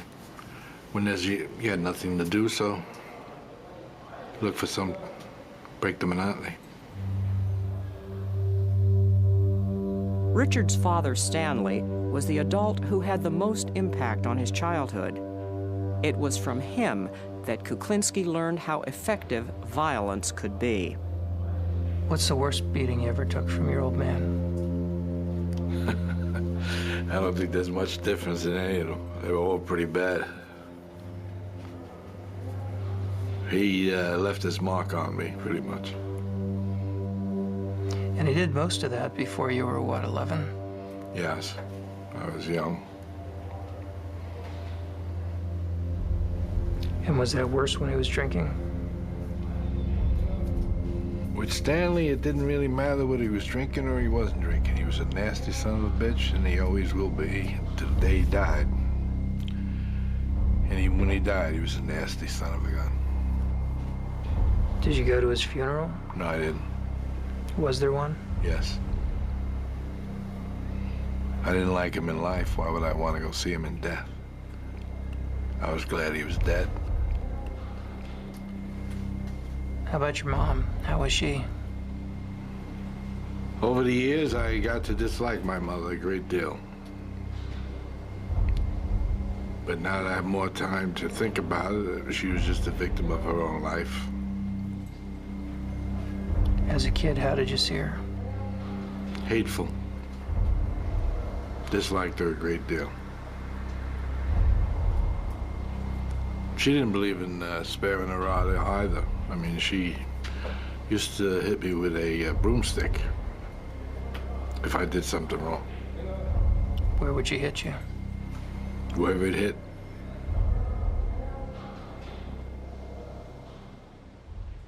As Kuklinski grew older, he swore that no one would ever again treat him with disrespect. He held unreasonable grudges and would sometimes stalk his victims for days. How much would somebody have to humiliate you before you'd become obsessed with killing them? It would be the degree he humiliated me. If it were not much, and it would be the time. It would be how my attitude was. If I was jumpy or edgy, it wouldn't take much. If I was passive, then he might get away with it. But no one really knew. I took a guy down one time, just following him around. He was with a few people. Now, as they went to the bar, this person decided he couldn't wait to get inside to urinate. He never did. Everybody else went in. He stayed outside to urinate. He urinated. He went comfortably anyway. He had an empty bladder. But I actually strangled him. From behind, I assume. Definitely. I actually did it in a way that's maybe this is original, and maybe not, I don't know. But I put the rope around his neck, twisted it, and threw him over my shoulder, and held him there. So actually, I was the tree hanging him. Yeah. And he eventually just stopped kicking. And I let it loose at one end. He slid down to the ground. I put him over by the garbage and left. Had you brought a length of rope with you? No, actually, this guy, these people had around and back at a bar. They must have lived upstairs. There was an apartment upstairs, and they had one of these things where they had rope across this thing, and they had a couple of these lines going across this way. And that's what I took. Talking about clothesline? Yeah. Now, what had this guy done to you? I didn't like him. He just made me mad, some reason or other. For me to track him and wait for him, I was mad at him for something. Do you remember what his body did while you were hanging him? Yeah, I was twitching and kicking. How long did it take? I don't really know. Didn't look at my watch, so I really couldn't say. You know, I kept him a while. Even after he stopped, I kept him a while just to make sure. Did you have another weapon with you? Yes. But this was quieter. It was more personal. I actually felt him die. Did you like that? Didn't do anything. But I mean, I did feel him die. I felt him go limp. And you got your relief? Yes. Basically, I didn't have any more pressure, no more tension. It was almost like a cure-all. Unbelievable.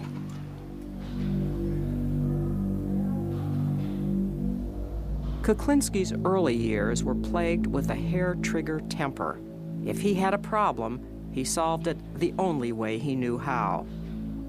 I was driving in Georgia one time, and we were riding down the road, and there was a couple of vans running around, and they were hooping and hollering there. I guess they were having a good old time and maybe drinking and whatnot. They decided, I guess it was interesting to play with a guy from New Jersey, and they started to click-clack and with their vans and push me here and push me there off the road, and they were running in and out, and what their problem was, I really don't know. Never did know. But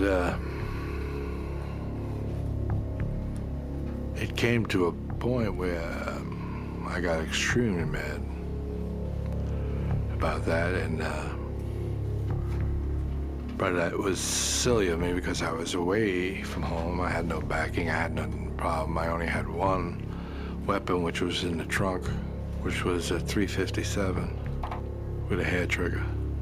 So I stopped the car and got out, opened the trunk. I had the release in the, went in the trunk and took the .357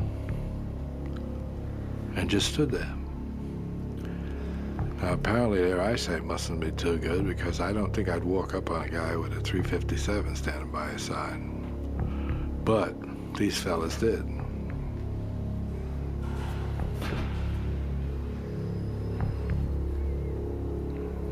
Foolish mistake. They all died.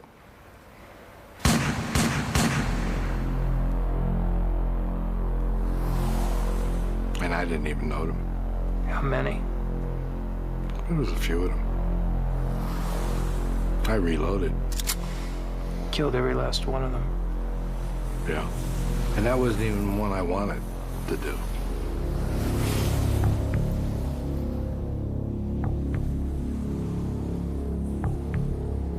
Do you think that what they did was a capital offense? What they did? You mean playing with me? Yeah. Well, they could have killed me. Well, they ran me off the road and I died. Bad behavior, no argument. Reckless endangerment. Reckless driving, host of bad things. Is it a capital offense they committed against you? Apparently. I did kill him. So to me, it must have been. Because when I had come to that point, and that point, that is the last point they come to. I don't back off once I go forward. Once I go forward and I take a gun, I do not back off. I didn't know how many they had. I didn't know what they had. They could have had guns. They could have had anything. They wanted to play with me. I didn't want to play. So we didn't play no more. And I would have taken whatever came.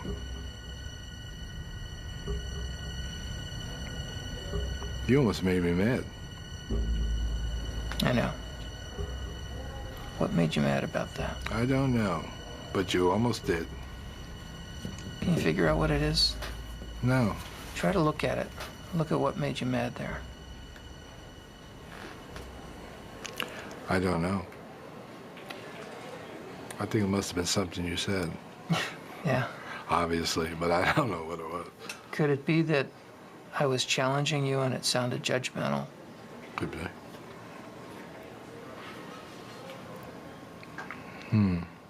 Yeah, it could be. Because you've got me annoyed with you now. Yeah. That's the truth. How mad are you? Not bad. Pretty. I feel a little flushed. So that means that I've reached a point in my life that I'm a little annoyed. What would you like to do? Doesn't matter. I don't think it's gone to the point that I'm actually gonna do anything stupid.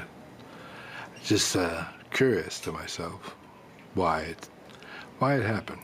I don't know why it happened. I'm actually almost glad it did happen because you had a chance to see something, but I don't know why it happened. Did you feel I was criticizing you? Yes. Is that what did it? I think so. I think that's the part that did it. Who used to criticize you the most? Of course, my father. Yeah. In his 20s, Kuklinski's proficiency at remorseless killing caught the attention of the Mafia, and he graduated from the impulse murders of his youth to his new career as a contract killer. He tells Dr. Dietz about his first murder for hire. He gave me a picture of him and a description of what he does and what he generally does and where he goes, places he goes. And so I went to the area where they said he might be, and I saw somebody who looked like him, similar to him. He had a knack for smoking, and they told me he smoked big cigars, Churchill cigars or something. So I pulled up alongside of him. At the time, I was riding a motorcycle. And I just said, Cuban? Are they Cuban? Looks like a good cigar. And he wasn't a happy camper, because he said, fuck you. And when he said, fuck you, he looked my way, and I got a clear shot of his face. It was a picture I had of the man they wanted, and I said, nah, don't fuck me, fuck you. And I just took this weapon out and blew his head off. It just disintegrated his, like you see a pumpkin get hit with a shotgun or something, they just spread out. And that's what happened. And light turned green about the time I shot him, and I left. Does it give you any response in your guts to see a man's head explode? It surprised me a lot. A response in my gut. What kind of response do we want? I don't know. I don't have any response. Most people, when they see horrible things, if they see somebody badly injured, certainly see something that awful, have a visceral reaction. They feel nauseated. They may want to vomit. It makes them very uncomfortable all over real fast. Did you get anything? No, it's a good thing I didn't have to vomit, because then I would have had real problems on that motorcycle. But I didn't have that problem. I didn't have any sickness, dizziness, or upset stomach or anything like that. It helped you adapt and cope not to care. Definitely. Not to care is much better. Because it's a weakness to care. That's right, it is.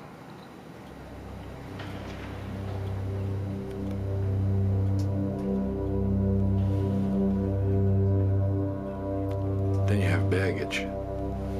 When you care, you can't just move. You have to worry. And you got something to lose. That's right. By the late 60s, the Iceman had become one of the mob's most efficient contract killers. His most brutal murders took place at the Gemini Lounge in Brooklyn, a favorite hangout for the Mafia. Dismembering bodies, did that turn your stomach? I don't think so. I remember having pizza one day while we were doing something like that. Pizza in one hand, chainsaw in the other? No. I didn't like chainsaws. That's another fable that they've come up with, that I use chainsaws. See, chainsaws are messy. Yep. All you get is all over me I have these little pieces of meat. Now that's a pain in the neck if I use chainsaws. Now would I want to ruin a good shirt with a chainsaw? That would be downright stupid. And I definitely have the wrong. I don't think I could walk around with bits of meat hanging off me or bits and pieces of somebody's body hanging off me. I would probably smell a little bit bad also at that point. So what's a better way to dismember Just a a body? knife. A butcher knife, you know, you cut it around the bone and a little slice here, a little slice there, and wrap it, ship it. Do you understand that most people can't imagine doing that to a human? Sure. I can understand that a great deal.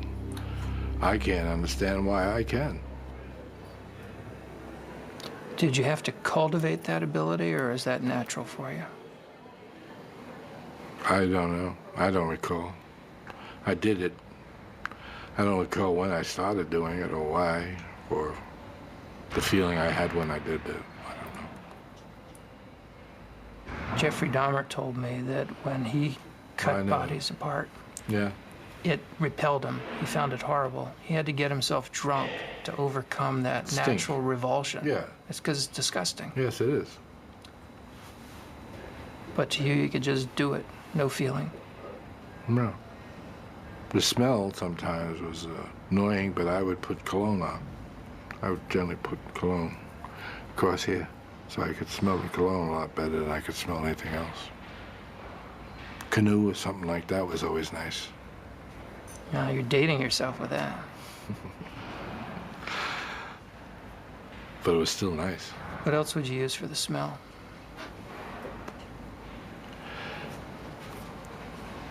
Spray, you know, any deodorizers, you know, spray, put it in the air, and try to kill the smell. But the deodorizers actually were worse than the smell, because when they mingled, somehow or other, they gave off a more distasteful smell. So what I would take is the bottle of Canoe and just throw it all over the walls and the floor and everything. And I'd have a $25 nice smell in the room. It was an expensive deodorant, but it worked. Guns, knives, strangulation, even cyanide were all part of Richard Kuklinski's repertoire of murder. He even froze some of his victims' bodies to confuse their time of death, earning him the name of Iceman.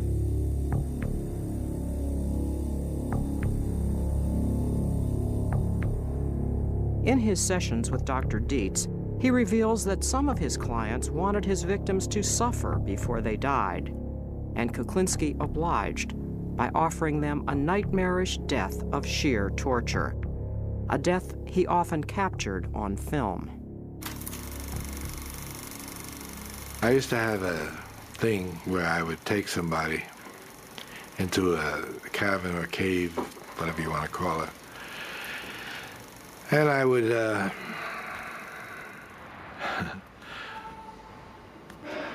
tie them up or tape them, their hands and their feet together, and then I would leave them there,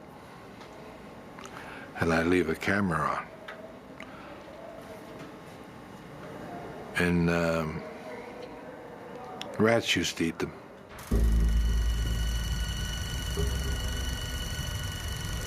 Rats used to kill these people.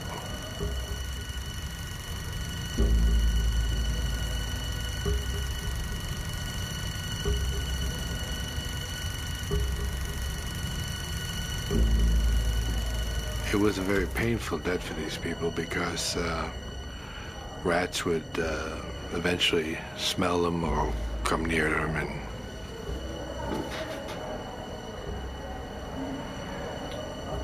and start nibbling away at them. The people would definitely scream and yell and holler and try to get away. And eventually more rats would come, and they would consume these people eventually, you know. But there was a lot of screaming and yelling in between. But when I did that and I watched it on, the devil was that. Super 8, I think it was. I found it distasteful, and it used to make me nervous for some reason. And so that was some type of a feeling which I wasn't too keen on having. But I did it because it gave me a feeling of some kind, and therefore I was trying to find out what it was that was giving me some type of feeling. Whether it was the horror of what was going on, or the screaming that was happening, or just the nastiness of it. But I never figured it out. But I did that quite a few times, too. Maybe too many times. And watched it? Yes.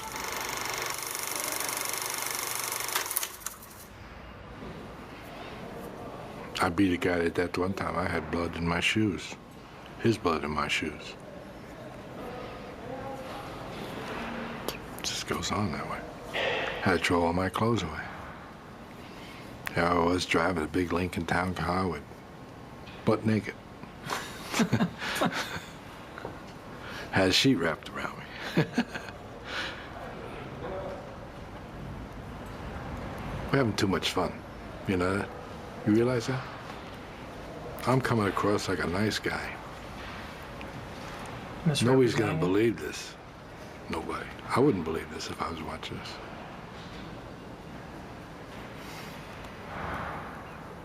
Because I'm the furthest thing from a nice guy. I am what you call a person's nightmare. Because of the way I project myself, people think they can get by. And then all of a sudden, when they wake up, it's too late. They already hit the stop sign. And that's a dead stop. But there have been people you've been good to, aren't there? Not many. There have been people. I don't know what you consider good. Your interpretation of good might be different than mine. I don't know. What do you mean good? Well, how do you think you were with your kids? Oh, the kids.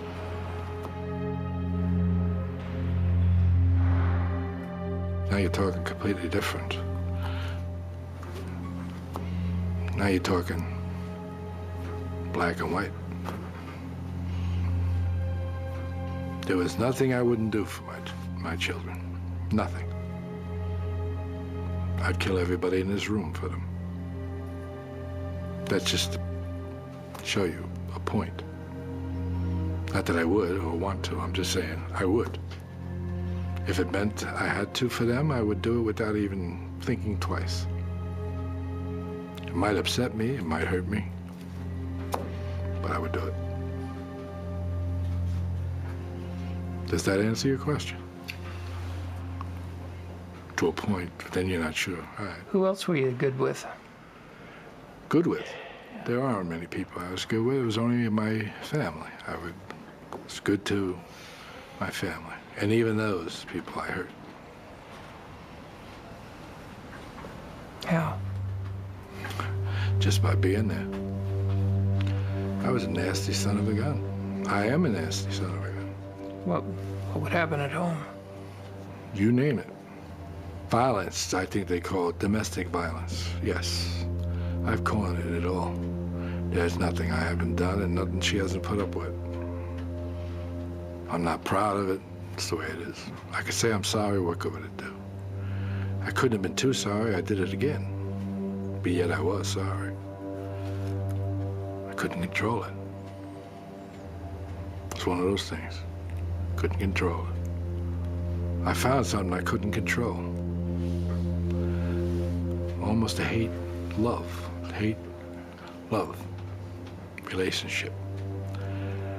So I really loved the girl. But when I got mad, I forgot all that. And wound up hurting the person I loved. So, where did I really love her? I still hurt her. I got to trust her more than I trusted anybody in my whole life. She's the only person I ever really trusted. He reveals to Dr. Dietz how far he would go to prove his faith in his wife, even in the midst of a violent quarrel. I believe I tempted her to do it. I gave her a knife and told her, here's a chance you'll never get again, or something like that. And I turned around. Now she had a chance. She didn't do anything. She dropped it on the floor and walked away. And I left the house. There was a stabbing between your parents, wasn't there? Yes, there was. What room was that in? I don't remember. What happened? I don't remember. I don't know. Stanley stabbed Anna. Why, I don't recall. I don't remember what it was all about, but I remember it did happen, yeah. Stabbed her in the back. Yeah. And here you are inviting Barbara to do that to you. Stupid, wasn't it? Yeah, but I did. Yeah, it's true. Were you testing her? You were trying to, I don't know, it might have been. I mean, it would have been a powerful thing if I was wrong. Yeah. I definitely would have got the point.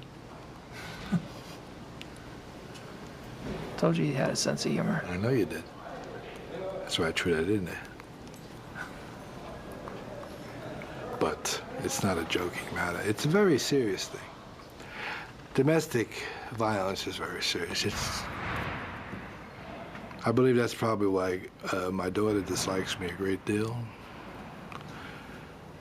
Probably because she lived through a lot. You know, she lived through it all. Heard it, saw it. Saw it. Everything. Psychologically, I just probably hurt them in some way. Because they have that in their mind. As I have things in my mind. Why did you decide to talk to me? Well, basically, I think I tried it. I decided to talk to you would be so I could find out more about myself, since I don't know the answers. And you are a person who is highly qualified to give me answers, possibly, of what's going on. I figured this would be a good time to talk to somebody like you, or you know. Well, why don't we turn the tables here and you interview me? I'll answer your questions. Interesting. I can live with that.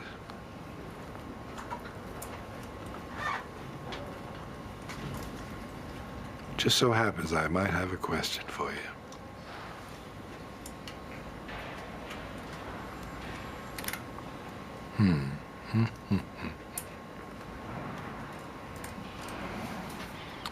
What do you think about me? Anything good, bad, or indifferent? Yeah, some of each. The issues about your behavior, I think there are really a couple things to say. The things that I'm most sure of, based on the information you've told me, are that your principal problem has been a warp in your personality. And we classify personality according to different types. And there are two types of personality features that you have a great deal of. The first of them is called antisocial personality disorder. What it refers to behaviorally is someone who does not have a conscience, does not have remorse, does not feel a sense of guilt about most of the bad things they do, is impulsive and violent. The typical things we see before age 15 in people who earn that label are cruelty toward animals, cruelty toward people.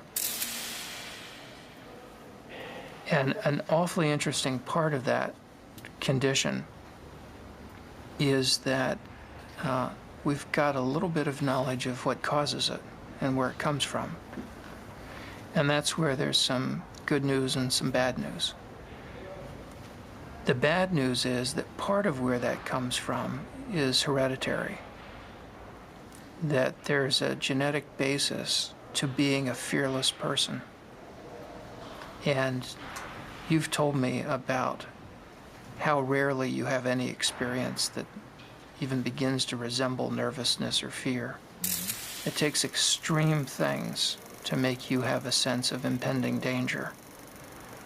Normal people get fearful about a wide variety of things frequently and would be beside themselves with the kinds of experiences that you had on a weekly basis. You couldn't have done the things you did if you were capable of ordinary fear. But the fact that you're born with a genetic predisposition to fearlessness doesn't mean that it's inevitable for you to become a criminal. Because some people who have that genetic predisposition to fearlessness become pro-social risk takers. They do things like drive race cars, test fly planes, fighter pilots, bomb disposal technicians. Now, those are all jobs where it helps to have a lot of fearlessness. And in fact, some people in law enforcement are brave and have that same capacity to be fearless. And the difference between the people who grow up to be risk-taking good guys with white hats and the people who grow up to be risk-taking bad guys with a long, long rap sheet and a lot of crimes has to do with how their parents raise them. If you raise a kid with love and kindness and affection most of the time, you've got a good shot at their growing up to be decent, caring, loving human beings and treating their own kids well. But if you raise a kid the way Stanley raised you, with no love, no affection, constant abuse, beatings for no reason, all you teach is hatred. You make it impossible for that child to grow up and form strong attachments and loving, caring relationships, or to be willing to risk themselves to protect the world. So I think you got to be this kind of antisocial, psychopathic person, both by getting Stanley's genes and having Stanley's parenting and your mother's cold, standoffish way of treating you. In other words, that part of you was both born and made. But your own kids and your own grandchildren will turn out according to how you and Barbara raised them, despite whatever genetic influence there may be. The other thing that I think is true about you is another personality style, where I think it's fair to say that you've got the features of what we call a paranoid personality disorder. The general rule for someone who is paranoid is to trust no one, let no one get too close to you, and to never forgive anyone who does you wrong. If somebody criticizes them, they're quick to respond with anger or to counterattack. If somebody humiliates them, then they must have revenge. About 1% to 2% of the population has the paranoid personality disorder. About 2% to 3% of males and 1% of females have the antisocial personality disorder. And then there's this smaller group that has both. And it was having both that allows you to have this career that you've had. and that allowed you to profit from your capacity for a completely emotionless, fearless, remorseless hit. By being free of any conscience and also free of friends and of people who could bring you down, you were able to have a very long run as a successful contract killer, which is quite unusual.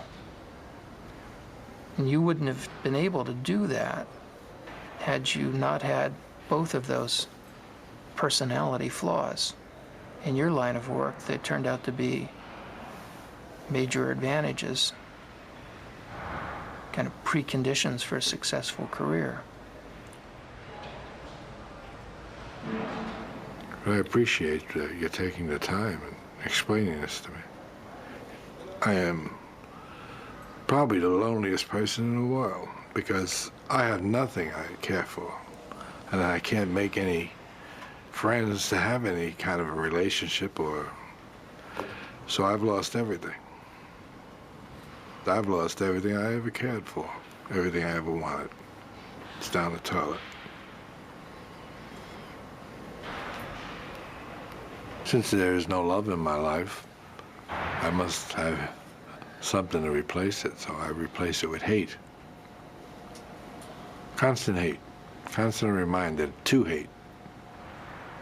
And what's that do for you? Keeps my left foot going in front of my right foot. Keeps me moving. Without it, I would probably just plop down someplace and have no reason to continue. Is that all you've got left is hate? That's all I've got left. Everything that I ever cared for is gone. Everything I ever liked is gone. Everything that meant anything to me is gone. So hate. That's all you started with, too.